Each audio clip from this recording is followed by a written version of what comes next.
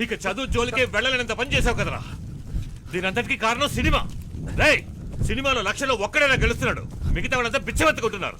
ఇన్నాళ్ళు ఫ్రాడ్ పనులే చేసావు, కానీ ఈ రోజు సినిమా తీయడం కోసం టీచర్ని హత్య చేయాలని చూసావు.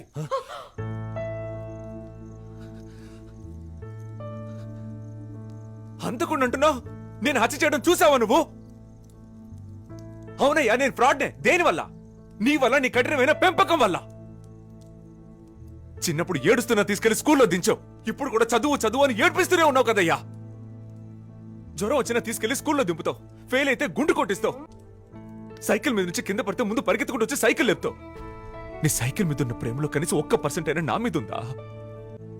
నేను ఇంజనీరింగ్ లో చేరతానన్నానా? అది వద్దనే కదయ్యా చెయ్యి విరగొట్టుకున్నాను. అప్పుడైనా వదిలేవా నువ్వు? విరిగిన చేత్తో తీసుకెళ్లి ఎగ్జామ్ రాయించావు.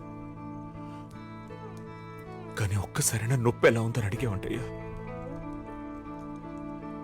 ఇంట్లో నీ టార్చర్ నుంచి తప్పించుకోవాలని హాస్టల్కి వెళ్లి చేరాను.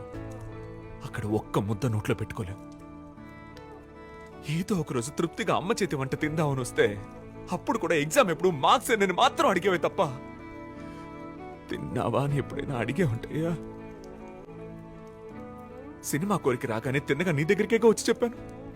అప్పుడే నువ్వు పర్వాలేదు, ఒకసారి ట్రై చేసి చూడరా అని సపోర్ట్ చేస్తుంటే ఇప్పుడు నాకెందుకయ్యా ఈ పరిస్థితి?